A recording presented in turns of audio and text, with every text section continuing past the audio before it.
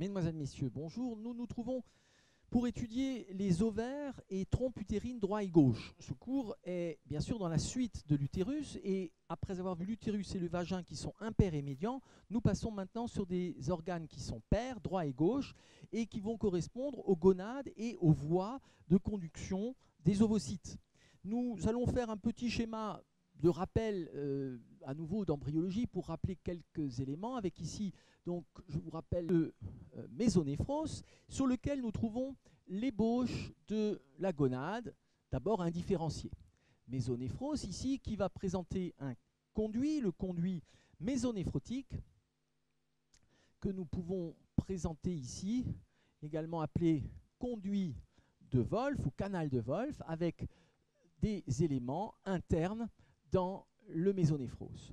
Paramésonéphrotique ou de Müller qui va ici rejoindre le conduit de l'autre côté sur la ligne médiane, comme nous l'avons déjà vu. C'est ici la formation de l'utérus et ce sont les voies ici müllériennes, donc le conduit de Müller, le canal de Müller, qui vont former les trompes utérines chez la femme. Donc il y a là ce stade indifférencié. Chez l'homme, c'est le conduit de Wolff qui va rester chez l'adulte et former notamment le conduit déférent et la gonade viendra passer en extra-abdominal. Chez la femme, au contraire, eh bien, c'est le conduit de Müller qui va rester et le conduit de Wolff viendra former quelques éléments de reliquats vestigiaux que nous évoquerons tout à l'heure. Et si nous reprenons une vue d'ensemble de ces éléments de façon très schématique, les organes génitaux internes féminins et les trompes que nous voyons aujourd'hui et ovaires. Voici ici le fond de l'utérus, le corps de l'utérus avec les bords droit et gauche, qui nous mène ici à la région du col avec une partie supravaginale et une partie vaginale, donc conduit musculo-membraneux du vagin, et après ces organes impairs, dérivés donc du conduit de Müller, nous trouvons le dédoublement.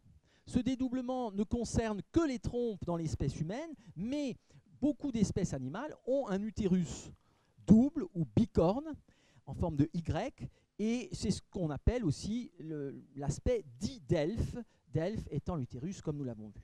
Et nous voyons ici partir donc les trompes qui vont avoir un aspect plus ou moins sinueux, qui viennent s'élargir, comme nous le verrons, à leur partie terminale.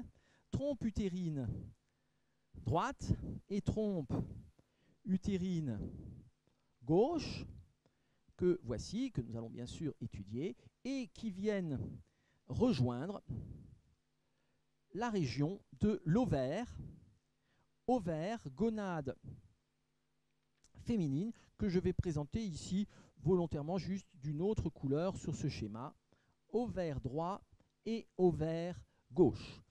Nous allons commencer ce cours par l'ovaire, ovaire qui est donc une gonade. Gonade femelle ou gonade féminine, c'est un ovaire et qui correspond au testicule. Je vous rappelle, c'est un testicule, même si on entend très souvent une testicule. Nous allons pouvoir ici montrer que cet ovaire a une forme globalement d'amande, allongée, elliptique, et une taille relativement réduite qui est d'environ 4 cm de grand axe. Voici ici cet ovaire, et sur une face soit médiale, soit latérale, puisqu'il est aplati, ce sera ici par exemple la face médiale, dirigée vers la cavité pelvienne, vers l'utérus, on l'appelle aussi face utérine, et nous trouvons une surface qui est finement bosselée, avec un aspect plus ou moins bosselé suivant les phases du cycle. Voici ici cet ovaire, donc avec cet aspect bosselé, caractéristique, et donc globalement la taille d'une amande. L'ovaire va surtout se développer après la puberté, sous des contrôles bien sûr hormonaux et de facteurs de croissance, et va atteindre cette taille de 4 cm. Il ne faut pas oublier que lorsque l'on a des sujets anatomiques qui sont souvent âgés, au-delà de la ménopause, et que l'ovaire peut être donc extrêmement petit, voire très difficile à trouver chez un sujet, chez une femme âgée. Nous trouvons sur cet ovaire un aspect aplati lorsque l'on fait une coupe que nous pouvons déjà amorcer ici et que nous poursuivrons. Lorsque l'on fait une coupe, on va donc avoir un aspect qui est plat ici de cet ovaire. Nous trouvons donc une face tournée vers le pelvis, vers l'utérus, face utérine, et une face vers la paroi, face latérale ou face pariétale. Nous allons voir que cet ovaire va être maintenu en place par des systèmes fibreux. Nous trouvons tout d'abord un ligament suspenseur de l'ovaire. Ligament suspenseur de l'ovaire qui va aller rejoindre la paroi pelvienne et abdominale, latéraux-postérieur. Donc ici, le ligament suspenseur de l'ovaire, qui est un reliquat ici du ligament cranial de l'ébauche gonadique. Donc ici, ligament suspenseur de l'ovaire. Et nous allons trouver un ligament propre de l'ovaire, également appelé ligament utéro-ovarien, qui va donc, comme son nom l'indique, l'ancien nom utéro-ovarien, rejoindre la région de l'utérus. Donc, fixité. Et là, nous allons trouver de nouveau cette correspondance avec l'élément fibreux caudal de la gonade, qui, chez l'homme, correspondra au gubernaculum testis, c'est-à-dire qui vient finalement se fixer au fond du scrotum et va maintenir un axe tout le long de la migration du testicule, ce qui n'est pas le cas chez la femme, même si, bien sûr, la gonade va migrer de la partie haute mésonéphrotique jusqu'à la partie pelvienne, ici sur le côté. Donc voici cet ovaire, en latin ovarium. Ovarium nous fait bien sûr penser à l'œuf, ovum, déclinaison ovi. Donc l'ovarium, c'est le réceptacle des œufs. Et effectivement, on avait compris très tôt qu'il y avait ici la production d'œufs, puisque c'est la même chose au niveau des mammifères, donc œufs au niveau cytologique, bien sûr, ici. Et en l'occurrence, ce seront, d'un point de vue terminologique, ce qu'on appelle les ovocytes, donc qui sont là des gamètes. Encore une fois, l'ovaire n'est pas une glande en tant que telle, comme le testicule, c'est bien un lieu de production des gamètes et donc une gonade. Il y a une partie de sécrétion hormonale endocrine, mais qui est périodique, comme nous le verrons. Cette sécrétion hormonale est au contraire continue chez l'homme. Ces ovocytes qui sont dans l'ovaire sont en un nombre qui est fixé une fois pour toutes. C'est-à-dire qu'à la naissance, il y a environ 1 million d'ovocytes. Et c'est ici une particularité, puisque chez l'homme, les spermatozoïdes sont produits en plusieurs millions tout au long de la vie, on pourrait dire quotidiennement. Donc il y a là un stock réduit, et donc bien sûr, lorsque ce stock est atteint, pour une raison ou pour une autre, il y a une stérilité. Sur ces 1 million d'ovocytes à la naissance, seuls environ 400, 500 vont arriver à maturité, c'est-à-dire jusqu'à l'ovulation et éventuellement possibilité de fécondation. Voici donc ces premiers éléments concernant cet ovaire. Au point de vue taille, nous l'avons dit, eh bien, nous sommes sur un grand axe ici d'environ 4 cm. 4 cm de grand axe, c'est-à-dire 2 travers de doigt. En fait, on est entre 3 et 4 cm. La largeur va être d'environ 2 cm, un travers de doigt, et l'épaisseur d'environ 1 cm. Donc, c'est bien quelque chose qui est ici aplati. Nous pouvons ensuite voir au point de vue structure ce qu'il en est de façon très sommaire, puisque nous sommes là à la limite, bien sûr, de l'histologie. Et l'histologie de l'ovaire est un cours très complexe et riche et intéressant en soi. Eh bien, nous allons trouver dans l'ovaire une forme ici aplatie, avec une surface, on l'a dit, un petit peu irrégulière. Et suivant le cycle, on peut avoir la formation de follicules vésiculaires, ici caractéristiques, qu'on appelle également follicules de De Graaf. Nous en redirons quelques mots. c'est ici de l'histologie.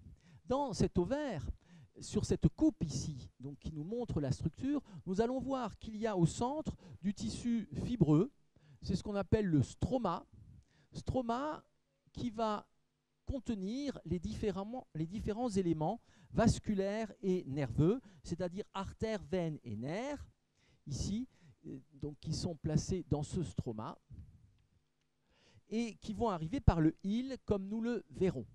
Voici ici ces éléments. En périphérie, c'est le cortex avec des ovocytes, donc le stock des ovocytes, et puis des follicules à des stades variés. Et je ne vais pas ici, bien sûr, rentrer dans la description de ces follicules primaires et jusqu'aux follicules appelés tertiaires, avec ici le follicule dit de 2 graphes caractéristiques, et puis ensuite qui nous mène à l'ovulation. C'est ici un stade où il y a une poche liquidienne, donc qui pourra se voir facilement en échographie. Donc c'est ce qu'on appelle le follicule de 2 graphes, qui a décrit cela au XVIIe siècle. Il y a donc là cette région du cortex avec les follicules à différents stades. Donc stade primaire, stade secondaire, stade tertiaire. Après l'ovulation, ici donc avec du liquide, après l'ovulation, la cicatrice en quelque sorte de l'ovule qui s'est rompu vient former ce qu'on appelle le corps rouge. Corps rouge, appelé aussi donc en latin corpus rubrum. C'est la cicatrice ici d'un follicule qui s'est rompu, c'est-à-dire que nous avons la thèque et un hématome qui se forme à l'intérieur, le corps rouge. Et ce corps rouge va se transformer en corps jaune, corpus luteum, corps jaune, qui est donc une transformation métaplasique du corps rouge ici. Ce corps jaune, corpus luteum, est lui un lieu de sécrétion endocrine, et en particulier c'est la sécrétion de progestérone, également d'œstrogène, qui se fait. Il y a 2 types de corps jaunes. Il y a le corps jaune menstruel, qui est lié au cycle menstruel féminin, donc on va dire en moyenne tous les 28 jours.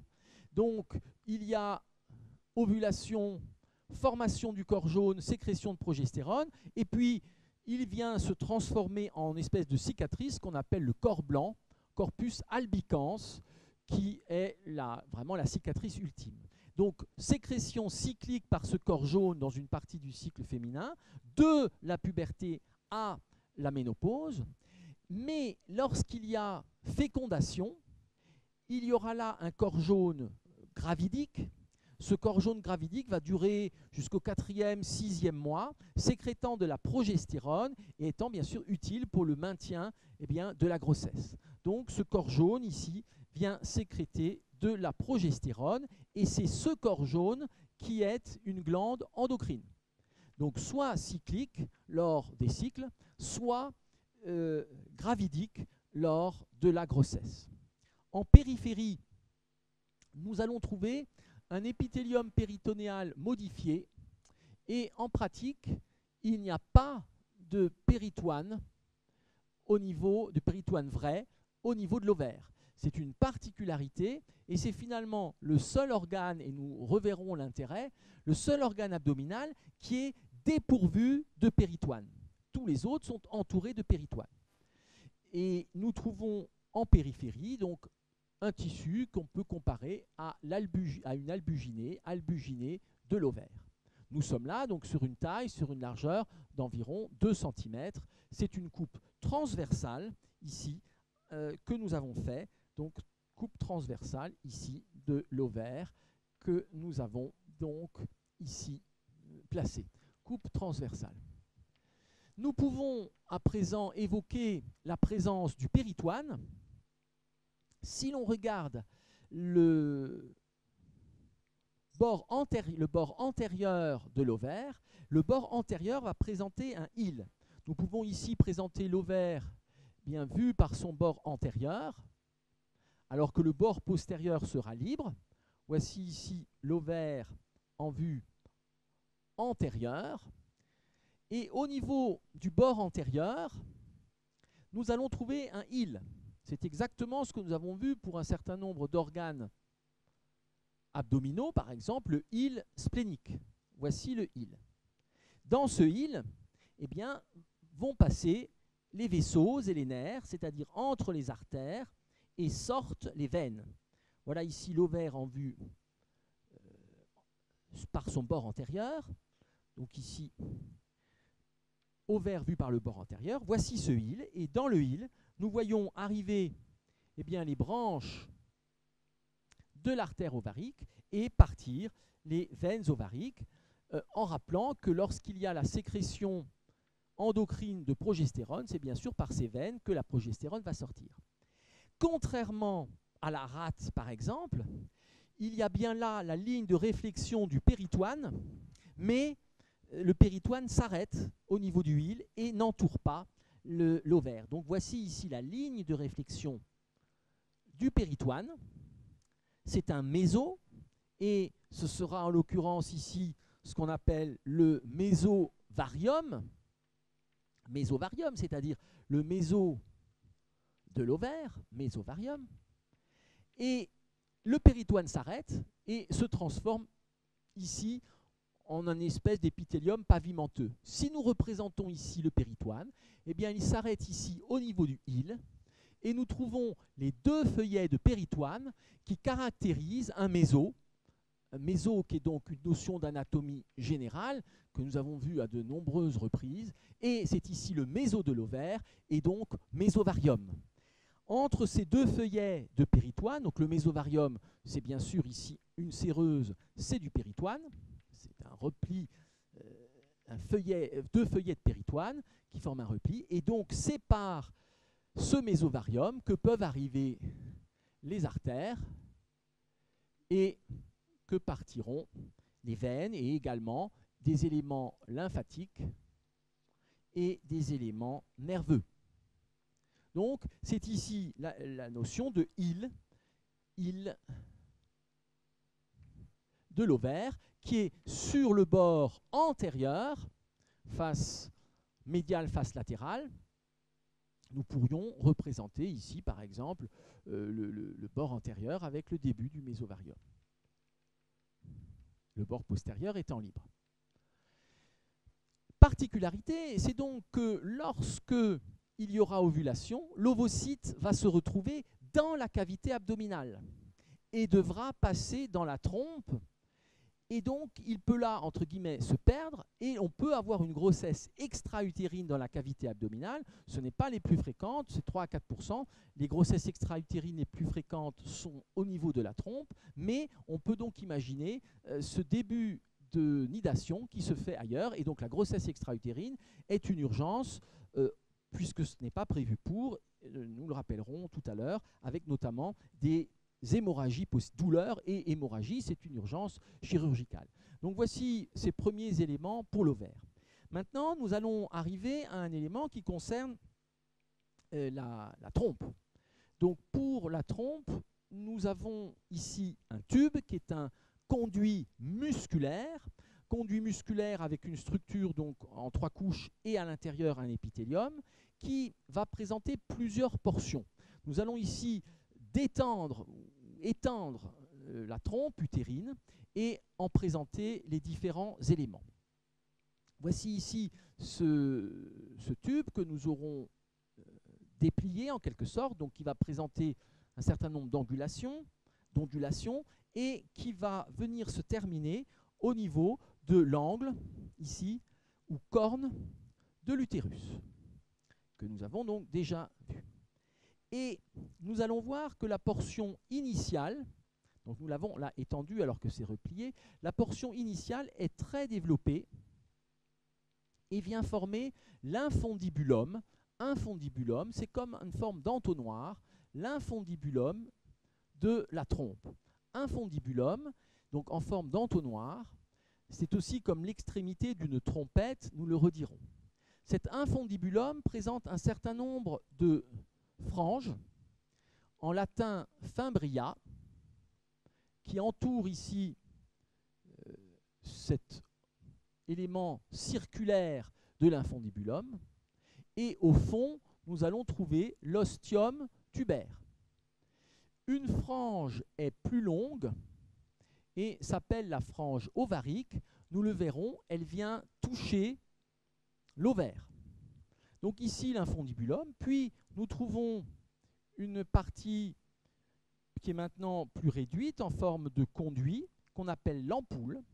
Et enfin, il y a un rétrécissement sur la partie distale, ici, qui forme la région de l'isthme.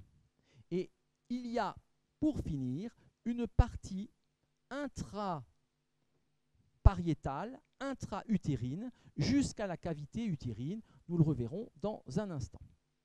Donc voici ici ces éléments avec donc deux orifices. Un orifice, ici l'ostium tubaire au niveau de l'infundibulum, et ici un orifice qui sera au niveau de la cavité utérine. Voilà de façon très schématique cette trompe utérine, donc conduit musculaire avec les différentes portions. C'est-à-dire ici nous avons l'infundibulum,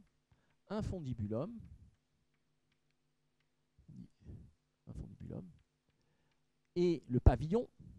Puis nous avons ici la région de l'ampoule, et puis nous avons ici la région de l'isthme, et enfin la région ici intra-utérine ou intramurale. Cet infundibulum vient présenter un certain nombre de franges. En latin, c'est ce qu'on appelle fimbria. Au pluriel, ce serait fimbriae en latin. En pratique, on dit fimbria avec un S, puisque les recommandations de l'Académie française sont d'utiliser le pluriel français, même pour des mots étrangers. Donc, des fimbria avec un S. Donc, voilà cette trompe utérine qu'on appelle aussi la trompe de Fallope. Il existe une autre trompe qui est la trompe auditive, qui est dite trompe d'Eustache. Ce sont des structures complètement différentes, mais on les a nommées par comparaison du même nom de trompe. En latin, la trompe, le terme c'est tuba. Tuba, en latin. Et tuba veut dire trompette.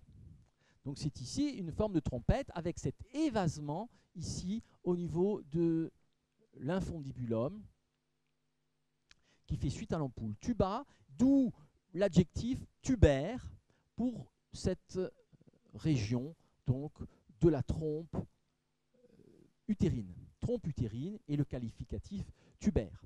Cela fait partie de ce qu'on appelle les annexes de l'utérus, avec ici ovaire et cette trompe qui est donc dans les annexes, côté droit et côté gauche.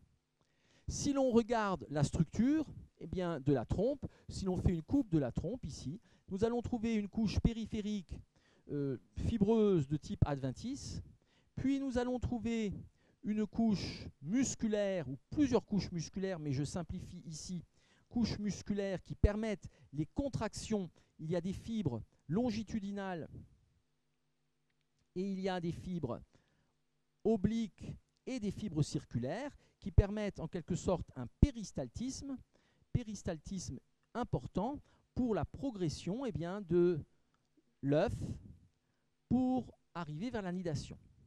Puis nous trouvons une muqueuse qui a la particularité de présenter de nombreux replis, et c'est quelque chose d'extrêmement caractéristique en histologie, nombreux replis qui viennent participer à la fois à la maturation de l'œuf et ensuite à favoriser la nidification.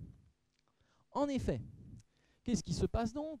Les éléments sont ici représentés bien sûr isolés, sans rapport, mais lorsqu'il y a ici l'ovulation, l'ovule se retrouve dans la cavité abdominale libre et va donc être en quelque sorte conduit par la frange ovarique et aspiré en quelque sorte vers l'infundibulum. Et là, l'œuf va venir migrer dans la trompe jusqu'à la cavité utérine.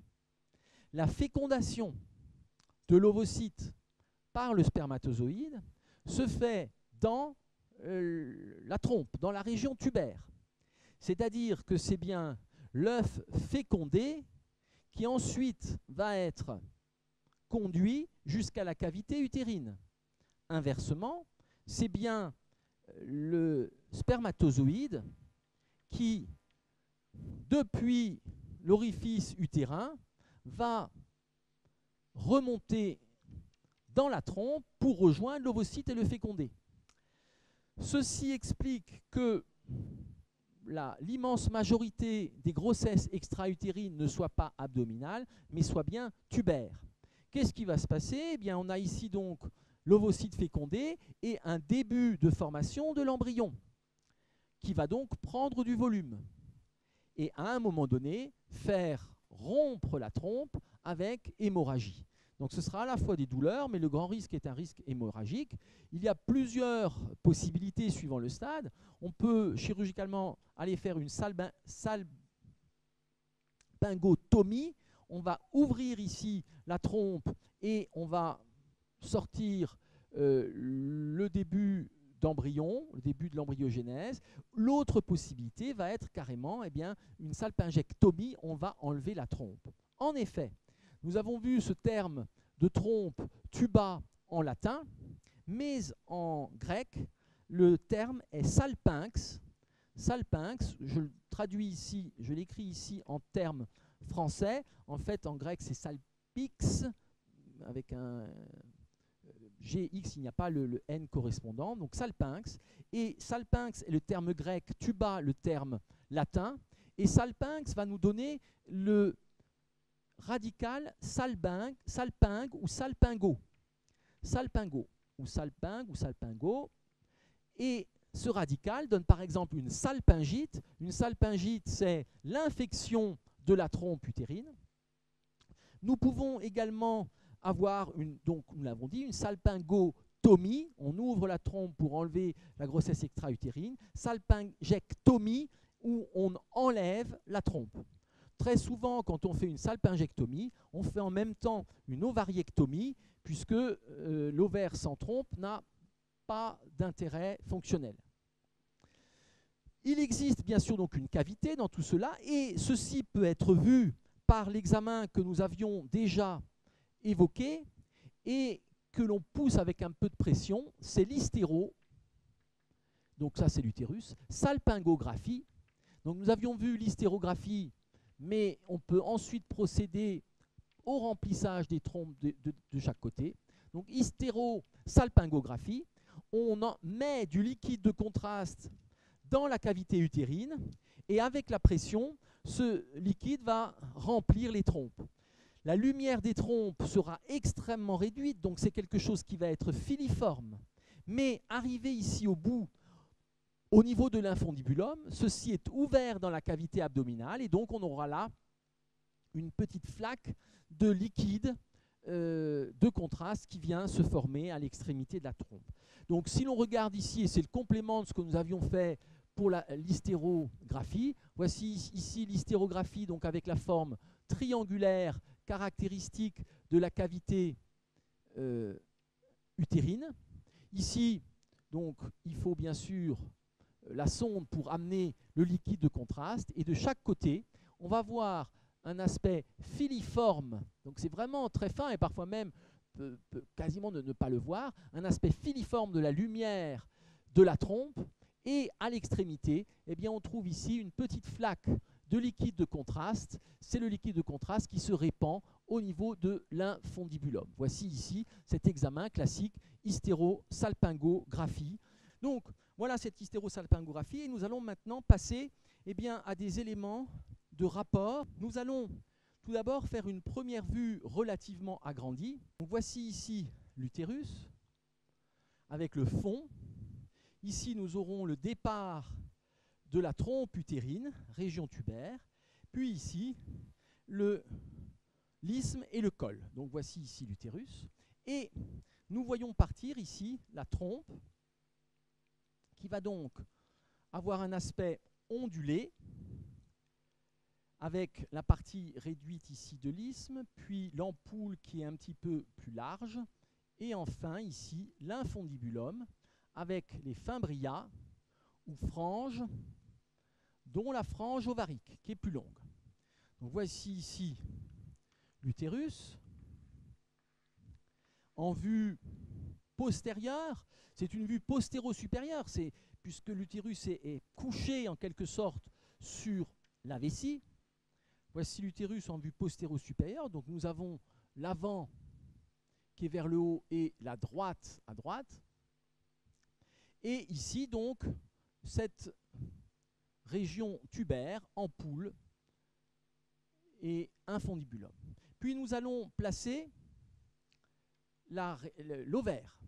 Ovaire qui sera ici rétracté en partie. Ici un petit crochet, donc on a soulevé la trompe. Et nous arrivons maintenant à l'ovaire. Ovaire ici, que l'on va pouvoir placer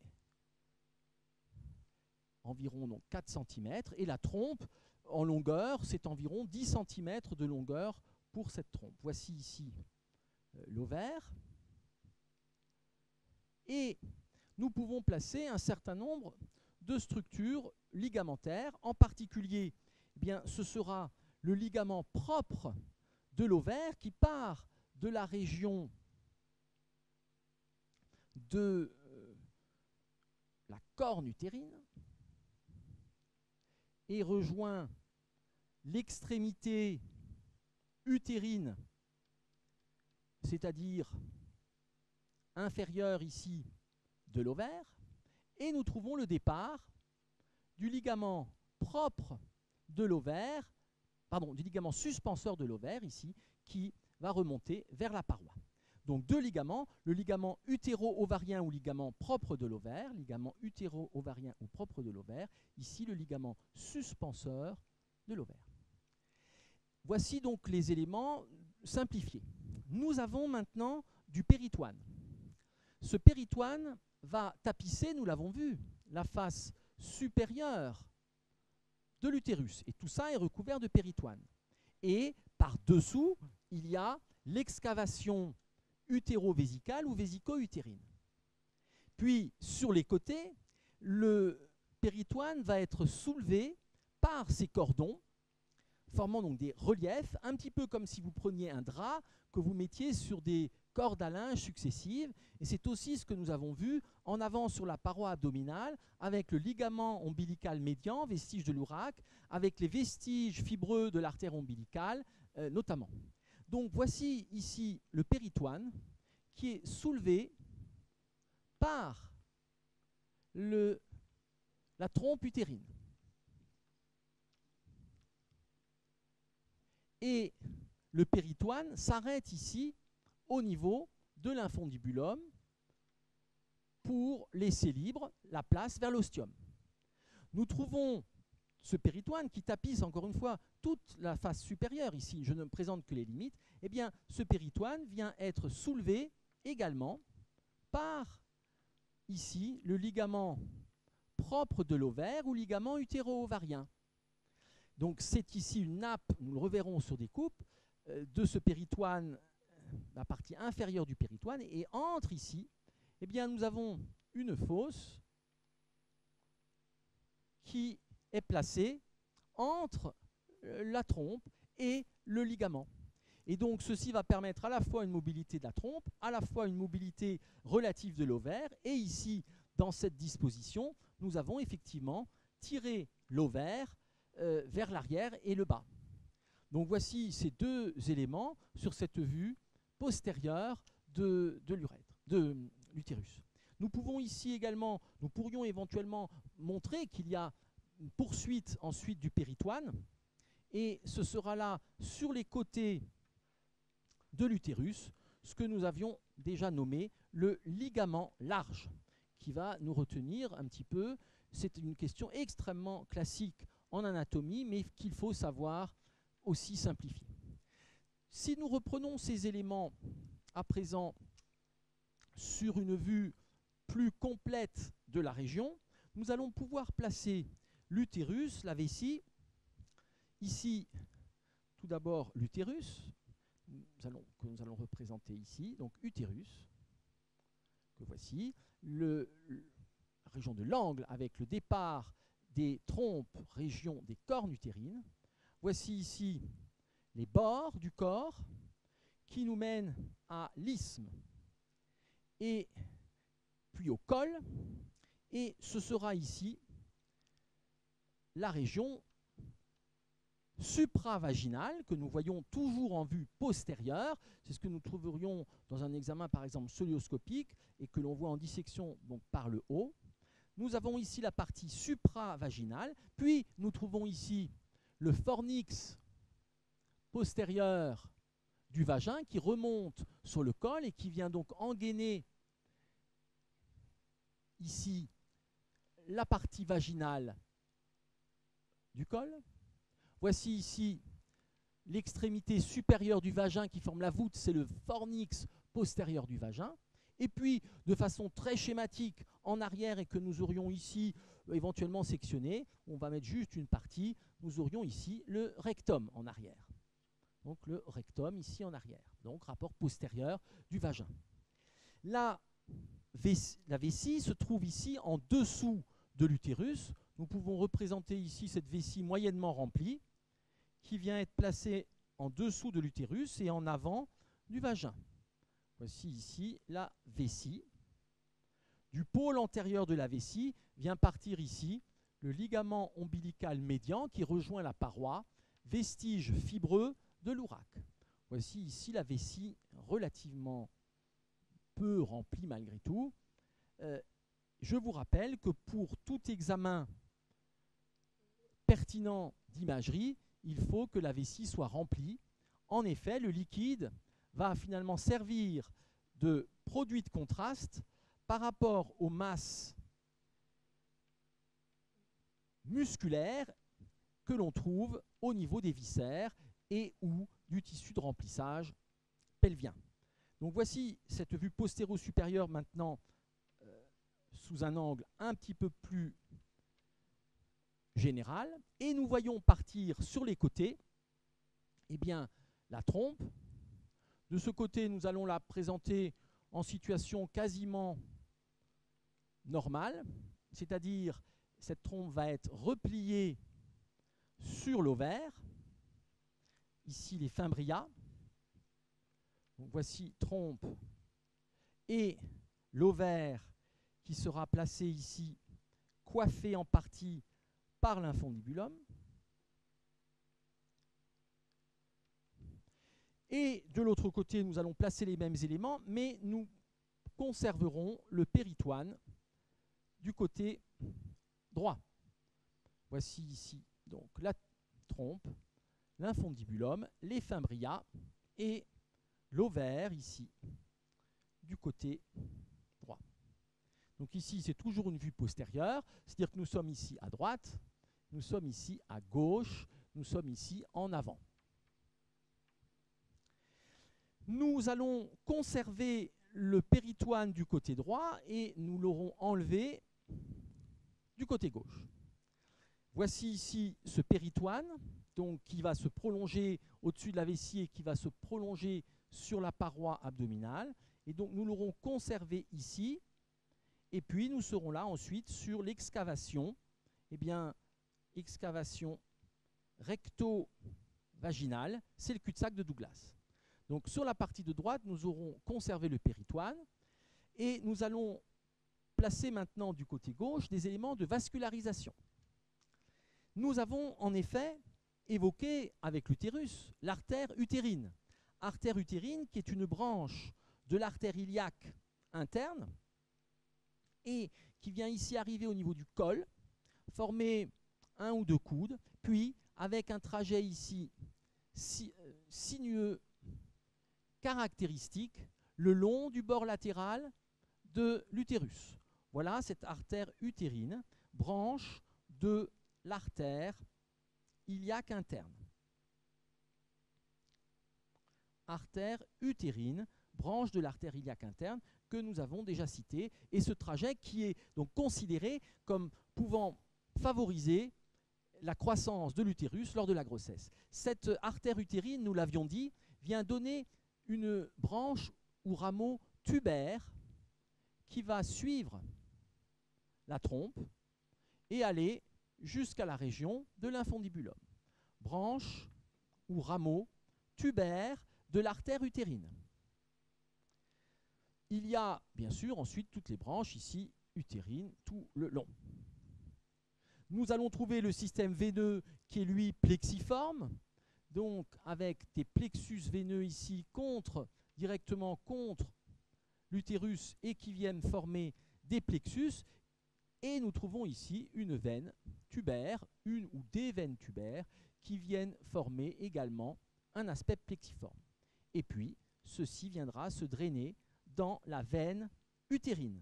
Donc ici, artères et veines utérines que nous trouvons et qui sont caractéristiques. Nous pouvons ensuite rappeler la présence de ligaments. Et ce sera notamment ici le ligament propre de l'ovaire ou ligament utéro-ovarien qui part de la région de la corne de l'utérus et qui vient rejoindre ici, alors tout dépend de la position dans laquelle on le met, qui vient rejoindre ici le pôle utérin de l'ovaire. Et nous trouvons, d'autre part, le ligament ici suspenseur de l'ovaire qui part de l'autre côté. Il existe un autre ligament qui est le ligament rond de l'utérus. Ce ligament rond de l'utérus part ici de la corne et va rejoindre la région de l'anneau inguinal interne pour s'engager dans le canal inguinal. Nous sommes ici sur la paroi abdominale.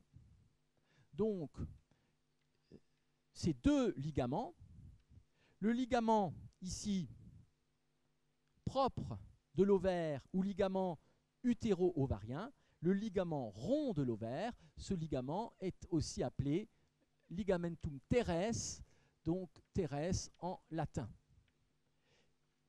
Ligament rond, qui est l'équivalent du trajet du conduit déférent chez l'homme. Ce ligament va venir passer dans le canal inguinal, et si nous faisons un petit schéma ici de la région inguinale, voici ici l'épinilac antérieur et supérieur, ici la région du pubis, le pli inguinal. Ici, nous serions sur le ligament inguinal entre les deux. Voici ici la région de la ligne blanche. Nous sommes là sur le fascia superficialis, le bord latéral du droit de l'abdomen, et nous trouvons ici l'anneau inguinal externe. Voici la paroi abdominale, donc c'est fascia superficialis, aponévrose du muscle oblique externe, et c'est la question intitulée canal inguinal. Voici ici la région du trigone fémoral et de la cuisse. Donc, chez l'homme, nous avons là le passage du cordon spermatique avec le conduit déférent qui descend vers le scrotum. Chez la femme, eh bien, le ligament rond vient se perdre ici dans les parties sous-cutanées de la région pubienne. C'est aussi ce qu'on appelle le mont de Vénus. On peut mettre ici le côté opposé. Donc, c'est-à-dire que ce ligament rond n'a pas de fonction. C'est une structure vestigiale et qui correspondrait au gubernaculum testis chez l'homme qui vient s'accrocher au fond du scrotum. Et puis, nous sommes là, bien sûr, ensuite dans la région du trigone inguinal avec le passage au milieu ici de l'artère fémorale dont on repère le pouls. En dedans, c'est la veine fémorale que nous trouvons. Et en dehors, nous aurions le nerf fémoral, veine fémorale avec ici la veine grande saphène. Donc voici ici simplement ces quelques éléments pour montrer la terminaison sous-cutanée de ce ligament rond chez la femme. Bien entendu, comme le contenu de ce canal inguinal chez la femme est très réduit, ce n'est que ce ligament, les hernies inguinales vont être beaucoup plus rares. Les hernies inguinales sont effectivement donc caractéristiques de l'homme. En revanche, chez la femme, nous aurons principalement des hernies qui seront des hernies fémorales, qui vont passer dans l'anneau fémoral, c'est-à-dire entre l'os coxal et le ligament inguinal, hernies fémorales, qui vont donc se retrouver dans le trigone inguinal. Nous sommes bien sûr ici chez la femme, pour l'ensemble de ce cours. Nous pouvons ensuite maintenant placer ce qu'il en est du péritoine. C'est la poursuite de ce que nous avons vu ici, et ce péritoine va venir être soulevé par différents cordons. C'est donc la trompe, c'est ici le ligament propre de l'ovaire, ou ligament utéro-ovarien, ici le ligament suspenseur de l'ovaire, et d'autre part, c'est ici le ligament rond de l'utérus. C'est un peu similaire à ce que nous avons fait avec le dessin de la paroi antérieure de l'abdomen, donc soulevé par les différents replis, pli ombilical médian, pli ombilical médial, pli ombilical latéral. Simplement pour les viscères à présent. Nous avons là le péritoine que nous avons conservé et qui vient donc être soulevé en avant par, ici, le ligament rond de l'utérus jusqu'à l'anneau inguinal interne. Puis ensuite, qui est soulevé par la trompe jusque au niveau de l'infundibulum. Et soulevé, donc c'est comme une nappe, encore une fois, qui au départ pourrait être plate, mais qui est soulevée par des cordons, et soulevée ici par le ligament propre de l'ovaire. Et entre ces cordes, eh bien, se forment des fosses du péritoine, des régions donc déprimées du péritoine, et ceci, bien sûr, permet la mobilité relative du ligament rond, de la trompe et du ligament propre de l'ovaire et donc de l'ovaire. Et puis ici, nous trouvons donc le péritoine qui tapisse l'ensemble avec la fosse supravésicale, c'est la jonction avec la région de la paroi abdominale. Ici, ce péritoine qui tapisse la face supérieure de l'utérus et le fornix vaginal pour arriver au niveau du cul-de-sac de Douglas. Et puis ici, nous avons le péritoine qui tapisse la face supérieure de la vessie et qui ensuite se poursuivra avec le péritoine pariétal. Donc voici ces éléments sur une première vue de ce péritoine. Eh bien, l'ensemble ici vient s'appeler le ligament large. Ligament large, c'est un cours extrêmement, on va dire presque mythique en anatomie. Il y en a quelques-uns comme ça, comme le canal inguinal ou comme le plexus brachial.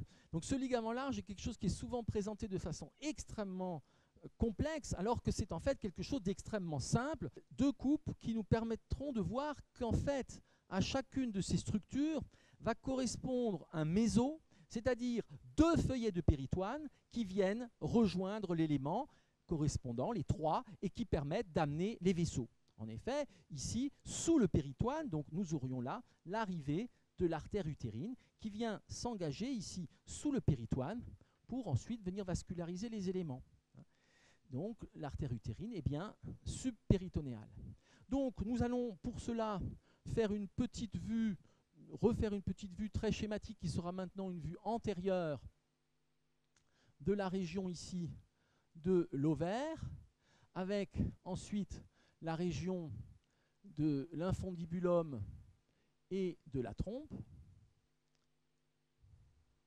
Voici donc l'ovaire, donc très très schématiquement ici, sur une vue antérieure maintenant. Pourquoi une vue postérieure? C'est parce que ici c'est la vue classique où l'utérus est replié sur la vessie. La vue antérieure est un peu plus artificielle, même si elle paraît plus simple d'un point de vue conceptuel. Voici ici donc la région tubaire. Et puis nous avons également, nous pouvons placer également sur cette vue la région du ligament propre de l'ovaire ou ligament utéro-ovarien. C'est ici la jonction vers le fondus de l'utérus, et de la même région vient partir ici le ligament rond, ligamentum teres, qui vient lui se diriger vers l'avant, et c'est ici une vue antérieure très schématique. Donc utérus et les trois éléments que nous avons pu présenter. Puis vers le haut ici nous aurions le ligament suspenseur de l'ovaire. Nous pouvons ici présenter des coupes de ce péritoine, soulevées donc par ces différents éléments, comme nous venons de le voir. Ce seront des coupes de type sagittal, antéro-postérieure, une qui sera relativement médiane et l'autre qui sera plus latérale. Ceci va nous permettre de voir qu'il y a effectivement des mésos qui viennent se former. Nous avons donc, sur une première coupe qui sera relativement latérale, nous aurons trois formations. Nous aurons tout d'abord l'ovaire. L'ovaire, ici, qui aura un bord postérieur qui est libre, et un bord médial, et un bord antérieur, pardon, qui sera vers le méso. Nous allons trouver ensuite la trompe utérine, avec donc cette couche musculaire, et ici la muqueuse qui a ses replis. Et puis, troisième élément, nous trouvons le ligament rond de l'utérus. Donc là, trois premiers éléments sur une coupe latérale. Donc une coupe ici qui passerait par l'ovaire. Nous allons voir maintenant le péritoine de ce ligament large qui va présenter des mésos. Nous allons trouver ici un méso qui va rejoindre le ligament rond. Puis, nous trouvons un méso, je vous rappelle, ce sont deux feuillets de péritoine, méso, qui rejoint la trompe. C'est ce qu'on appelle le mésosalpinx. Je vous rappelle, trompe, tuba en latin, salpinx en grec. Et nous trouvons ici un méso qui rejoint le bord péritonéal de l'ovaire et qu'on appelle le mésovarium. Et ici, nous avons le ligament large. C'est-à-dire, nous sommes là, sur la partie latérale de l'utérus, comme nous le reverrons. C'est une coupe ici sagittale, qui passe par l'ovaire. Coupe sagittale paramédiane. Donc on n'est pas sur la ligne, pas sur le plan sagittal médian. Coupe sagittale paramédiane. Nous sommes là sur l'ovaire, qui est donc libre, on l'a dit, qui est dépourvu de péritoine. Nous sommes là sur la trompe, c'est-à-dire le salpinx, et nous sommes là sur le ligament rond. Nous sommes donc là sur ce premier méso vers le ligament rond, puis nous sommes sur le mésosalpinx, puis nous sommes sur le mésovarium. Donc, notion de mésosalpinx et mésovarium. Mésosalpinx, mésovarium, et la base de l'ensemble, c'est le ligament large. Ici, ligament large. Ligament large, ce sont donc deux, c'est aussi une forme de méso, ce sont deux feuillets de péritoine qui sont tendus entre la paroi et l'utérus. Et à l'intérieur, il y a du tissu fibreux et adipeux, et c'est par là que vont arriver les vaisseaux où partir les veines. Voilà les vaisseaux qui arrivent, notamment branche tubaire, branche ovarique de l'artère utérine, également les veines.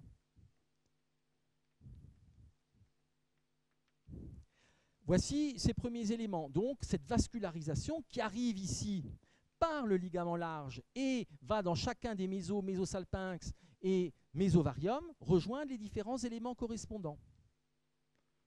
Cette vascularisation est complétée pour l'ovaire par l'artère ovarique.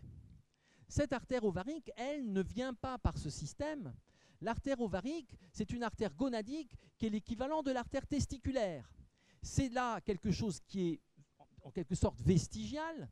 Et je vous rappelle ici donc ce mésonéphros et l'ébauche de la gonade, d'abord en situation lombale, et une artère correspondante qui est l'artère gonadique qui naît en L2.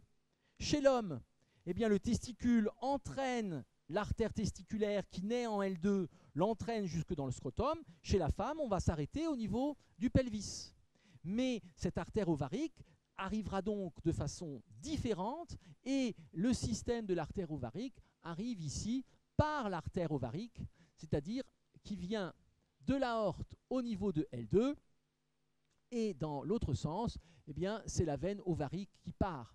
Donc il y a là une double vascularisation, une vascularisation, on va dire, à type embryologique qui vient de l'artère gonadique, artère ovarique, et puis une vascularisation qui vient de l'artère utérine. C'est la branche ovarique de l'artère utérine qui arrive par le mésosalpinx. Voici ici ce mésovarium et l'ovaire dépourvu de péritoine et les vaisseaux qui arrivent. C'est ce que nous venons de voir ici. Voilà le mésovarium, voilà le mésosalpinx. Et donc, il existe une vascularisation complémentaire qui, elle, ne passe pas par les mésos. Et c'est ici l'artère ovarique qui arrive de L2 et qui vient ici par le haut et non pas par les mésos. Et de même, ici, une veine ovarique, souvent dédoublée ou souvent sous forme de plexus. Si nous faisons un petit schéma de rappel de cette vascularisation, nous allons ici pouvoir placer eh bien, l'aorte abdominale qui vient se diviser en artères iliaques communes droite et gauche. Voici ici l'aorte abdominale. Voici le hiatus aortique formé par le ligament arqué médian et les piliers du diaphragme. Aorte abdominale qui abandonne en L1 les artères rénales, c'est un repère important. Puis nous trouvons ici, voilà l'aorte, voilà les artères rénales. Nous trouvons ici la bifurcation aortique qui est en L4, niveau de l'ombilic.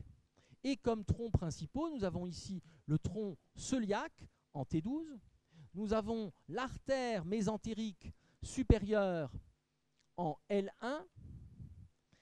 Et nous avons l'artère mésentérique inférieure, donc ici artère mésentérique supérieure, artère mésentérique inférieure en L3, artère mésentérique inférieure, et nous avons ici les artères gonadiques qui naissent en L2, artères gonadiques qui naissent en L2, et qui vont ici correspondre aux artères testiculaires, ovariques, équivalent des artères testiculaires. Donc ici, artère gonadique et en l'occurrence artère ovarique, et nous sommes ici à droite et à gauche en L2. Si nous reprenons les éléments d'un point de vue veineux, je vous rappelle que là nous avons une asymétrie, je ne fais pas l'ensemble des rapports, j'isole ici la veine cave inférieure qui va remonter plus haut que l'aorte. Voici la veine cave inférieure qui ne reçoit pas du tout les branches viscérales qui vont aller vers le système porte. Voici les deux veines iliaques communes constitutives. Voici donc cette veine cave inférieure qui vient recevoir vers le niveau de L1 les veines rénales droite et gauche. Comme la veine cave inférieure est décalée sur le flanc droit de l'aorte, la veine rénale gauche est plus longue que la veine rénale droite. Et donc, pour le retour veineux des veines ovariques, c'est comme pour les veines testiculaires, la veine ovarique droite va se jeter directement dans la veine cave inférieure, alors que la veine gonadique gauche va se jeter dans la veine rénale gauche, en général sensiblement au niveau de l'abouchement de la veine suprarénale au-dessus. Donc voilà ce petit rappel sur la vascularisation ici spécifique de l'ovaire, d'origine embryologique et qui ne passe pas par les mésos. Nous allons maintenant faire une coupe qui sera plus décalée. Donc ça, c'était ici une première coupe. Nous allons faire une deuxième coupe qui sera en dedans ici de l'ovaire. Et sur cette deuxième coupe, nous aurons donc le ligament propre de l'ovaire, la trompe, et le ligament rond. Donc, sur cette deuxième coupe frontale, voici ici le salpinx, donc la trompe. Puis, nous trouvons en arrière et en bas le ligament propre de l'ovaire. Et en avant, nous trouvons le ligament rond de l'utérus. Et nous sommes donc là, c'est toujours une coupe sagittale, mais plus en dedans.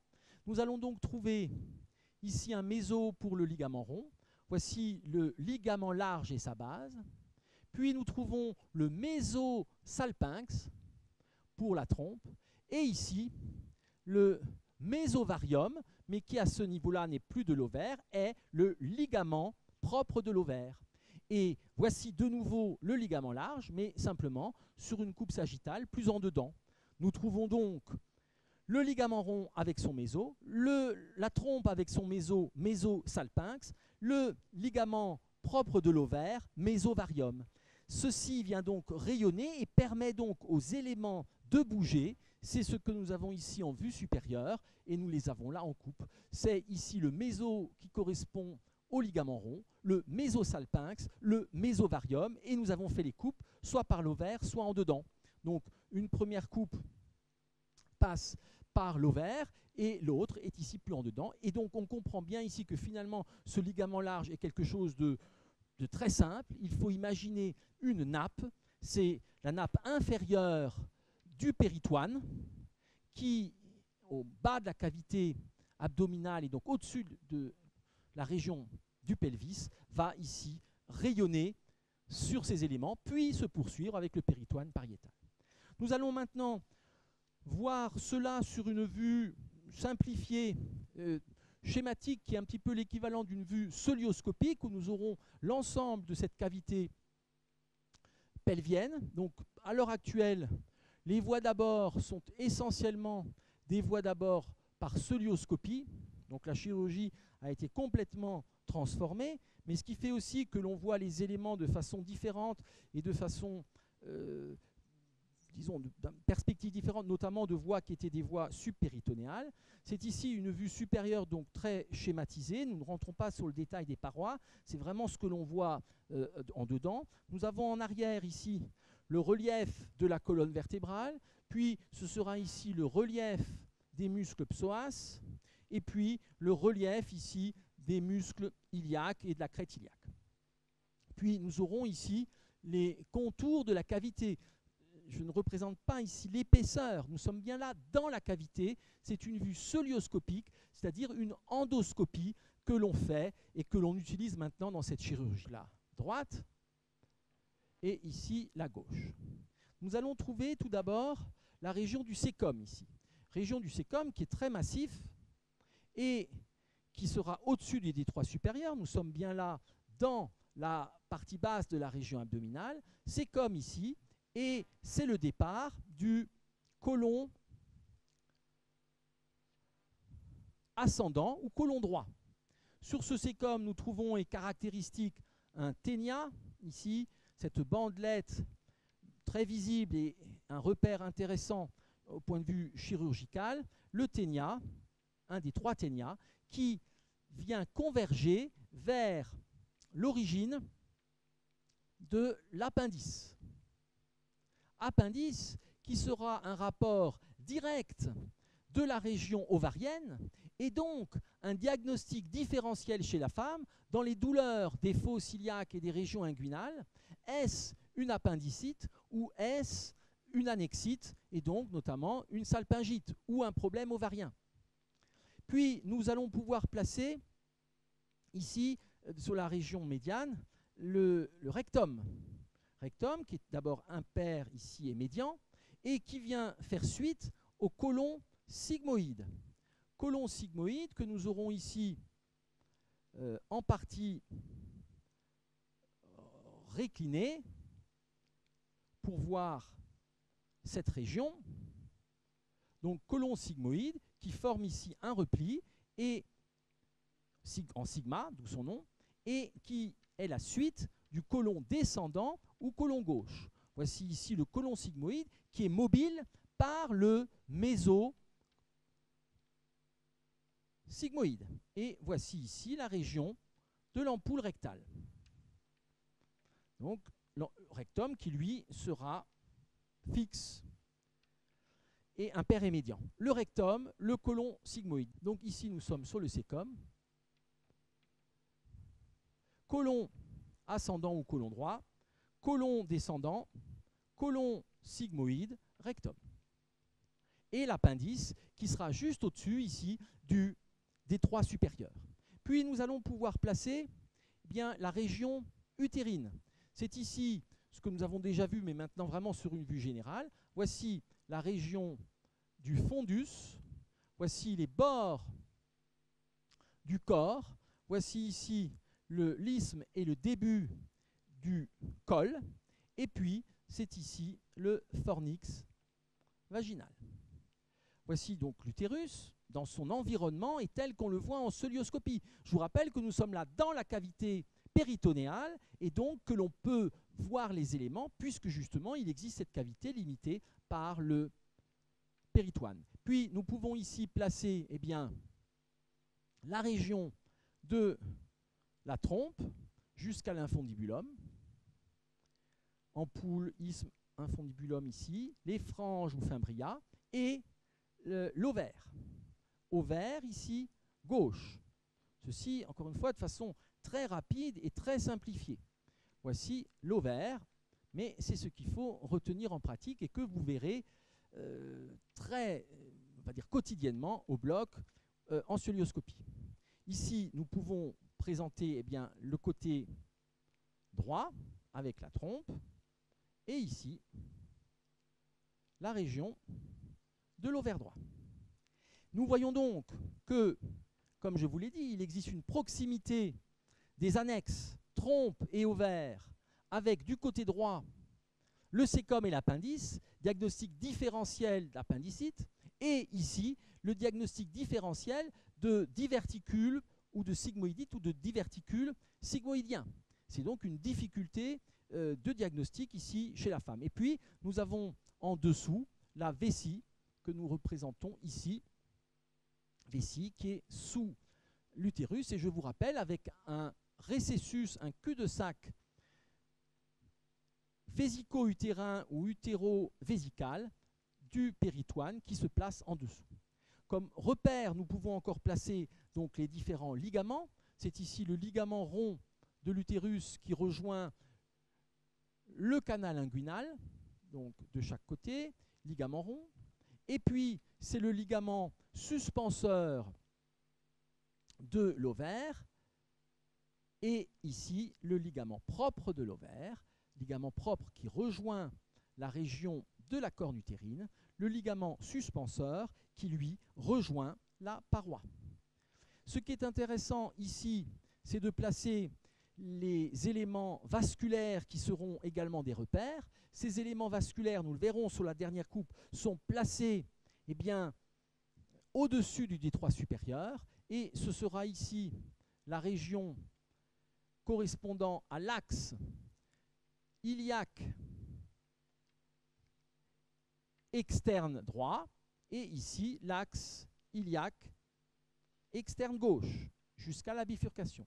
Donc voici ici l'axe artériel et en dedans de l'axe artériel, en dedans et en dessous de l'axe artériel, nous trouvons l'axe veineux, veine iliaque externe, d'abord commune, puis externe, droite et gauche, qui viennent être caractéristiques de la région du détroit supérieur. L'ovaire étant placé juste en dessous de cette région. Donc voici ces différents éléments. Nous ne replaçons pas le péritoine, nous l'avons déjà vu. Et ces rapports sont donc importants, tant d'un point de vue chirurgical que pour le diagnostic différentiel des proximités de l'appendice, ici, du côlon sigmoïde. Le dernier élément que nous pouvons placer, c'est l'arrivée des urtères qui vont rejoindre ici la vessie, et que nous trouvons ici arrivant de la paroi pariétale postérieure. Les urtères qui arrivent ici dans la région et qui surcroisent les éléments vasculaires. Donc voici cette vue de type cœlioscopique, donc c'est une vue supérieur et que l'on voit donc quotidiennement. Ceci nous permet éventuellement de rappeler aussi un petit élément qui est le fait d'une part de ces salpingites, donc infection des trompes, mais au point de vue pathologie ovarienne, nous avons d'une part le cancer de l'ovaire, donc comme tout cancer, plus il est déterminé tôt, moins on aura de métastases et plus il pourra être traité, mais aussi une pathologie très particulière de l'ovaire qui sont les kystes ovariens.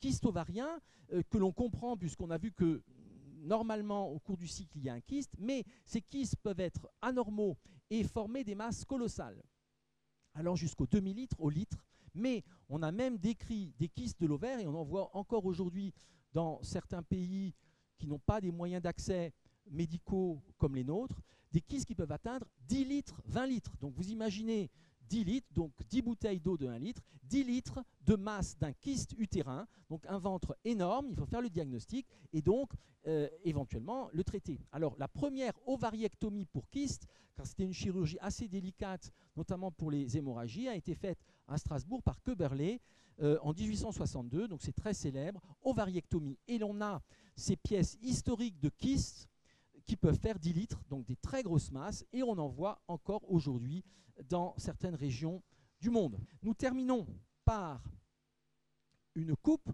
qui est la coupe sagittale classique, mais que nous allons faire en ayant une exérèse de l'utérus, ce qui nous permettra de voir les différents éléments latéraux. Ce sera une coupe que nous simplifierons ici, puisque nous la referons dans le cours spécifique sur l'anatomie sectionnelle du pelvis féminin.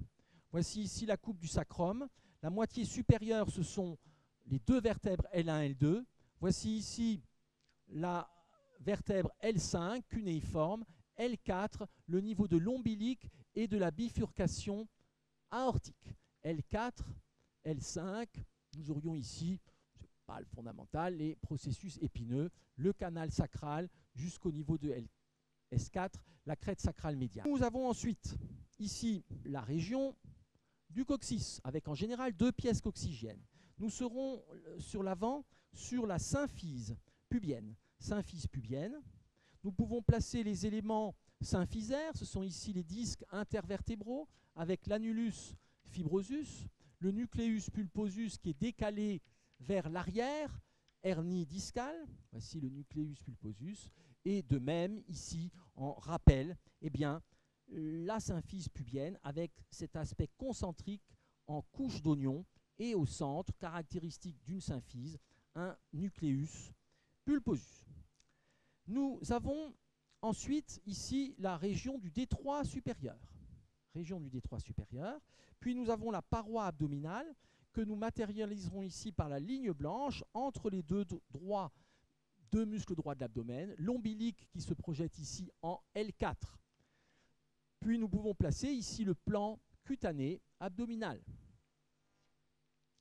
Nous avons ici le détroit supérieur et donc nous aurons au point de vue vasculaire, ici, eh bien, la bifurcation aortique, ce sont les artères iliaques communes. Voilà l'axe artériel qui va être au-dessus du détroit supérieur et franchir ensuite le bord antérieur de l'os coxal pour devenir artère fémorale. Artère iliaque commune qui donne l'artère iliaque externe et l'artère iliaque interne qui rentrent dans le pelvis. Voilà, artère iliaque commune et externe.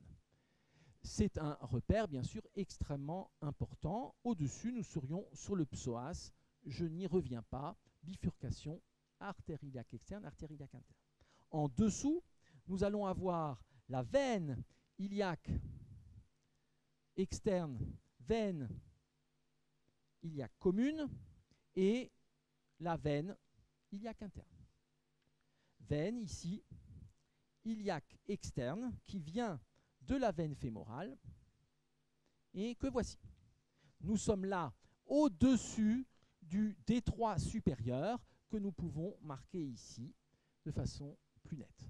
Voici donc ces éléments. Au-dessus, nous sommes dans la cavité abdominale et notamment, nous aurions le cécum et l'appendice comme nous l'avons représenté. Nous pouvons ici placer les différents éléments que nous avons vu déjà par ailleurs. C'est ici l'urètre féminin, environ 4 cm, très court, qui va donc permettre d'une part un sondage facile, d'autre part très peu finalement de rétention vésicale, et d'autre part facilité, on va dire, d'infection urinaire, de cystite chez la femme, une disposition extrêmement différente de l'homme. Le sphincter interne, le sphincter externe de l'urètre, interne végétatif, externe sous le contrôle de la volonté, c'est-à-dire c'est ici des branches du nerf pudendal. En avant, nous avons ici le plexus rétropubien ou prévésical, et nous avons à présent l'utérus qui serait ici placé au-dessus de la région, mais que nous allons avoir coupé pour ne garder que la région ici du col. Voici ici cette région du col que nous avons gardée avec le canal cervical, et voici la section de l'utérus donc que nous avons conservé. Le reste ici, nous l'avons enlevé, ce qui va nous permettre de mieux voir ce qui se passe en situation latérale. Eh bien, nous allons voir notamment partir ici de la région de la corne de l'utérus, nous allons voir ici partir la trompe utérine qui va aller se recourber en situation normale vers l'infundibulum. Voici ici la trompe utérine et l'infundibulum avec les fimbrias ou franges. Nous sommes là dans ce qu'on appelle la fosse ovarique. Voici ici la section de la trompe. Nous sommes là dans la région de la fosse ovarique avec l'ovaire qui sera ici placé au-dessous. Voici l'ovaire.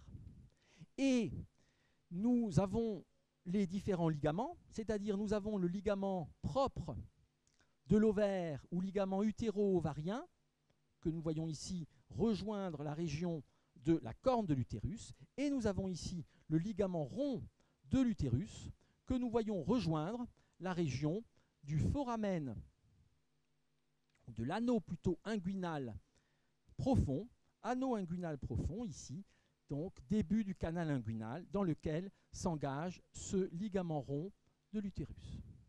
Voici ici ces différents éléments. Nous pouvons ensuite représenter le ligament suspenseur de l'ovaire qui va remonter vers la paroi et avec lequel arrivera l'artère ovarique.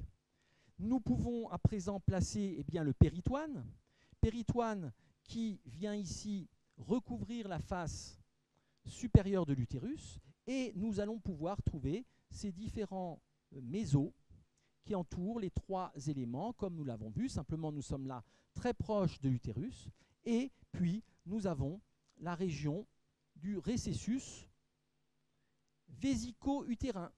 Voilà ce récessus vésico-utérin. Et nous avons là maintenant le péritoine pariétal qui vient tapisser la face supérieure de la vessie. Donc nous allons mettre la ligne blanche en un peu plus foncé ici. Donc voilà ce péritoine qui vient faire l'excavation vésico-utérine, entourer les différents éléments, puis c'est ici la face latérale de l'utérus, et puis nous allons trouver en arrière le récessus recto-utérin. Nous pouvons là placer le vagin avec le fornix antérieur, vagin, et le fornix postérieur ici qui remonte plus haut. Voilà le vagin avec les ridules du vagin. Nous aurons ensuite une prolongation ici du muscle transverse du périnée qui va entourer la partie basse du vagin. Nous sommes ici sur la région vulvaire avec l'orifice urétral comme nous l'avons vu par ailleurs. En avant, nous aurons ici le clitoris qui est appendu à la face inférieure de la région. Et nous voici ici sur la région de la peau avec l'orifice urétral et vaginal, les petites lèvres et les grandes lèvres. Puis nous arrivons ici dans la région du rectum, canal anal, le coude, et ici le rectum moulé sur la concavité du sacrum, comme nous l'avons vu à de nombreuses reprises. Voici ici le rectum, le canal anal, et nous sommes là sur l'anus, sur la marge anale. Voilà cette région anale, donc, que je représente ouverte, mais qui bien sûr est en pratique fermée, contractée par le sphincter interne et le sphincter externe. Sphincter interne involontaire, sphincter externe sous le contrôle de la volonté, nerf pudendal. Nous pouvons ici rappeler qu'il y a une certaine pilosité dans la région du mont du pubis. Nous pouvons ici poursuivre le péritoine qui vient former le cul-de-sac ici recto-vaginal, c'est le cul-de-sac de Douglas, et ici le péritoine qui remonte sur la paroi. Il existe le centre tendineux du périnée dans la région ici profonde, sur lequel s'insèrent des muscles et des aponevroses et qui sert de support à la région. En arrière ici, le ligament ano-coccygien qui part du coccyx. Entre le vagin et le rectum, il existe une cloison qu'on appelle le fascia recto-vaginal qui vient limiter d'un point de vue chirurgical la loge rectale.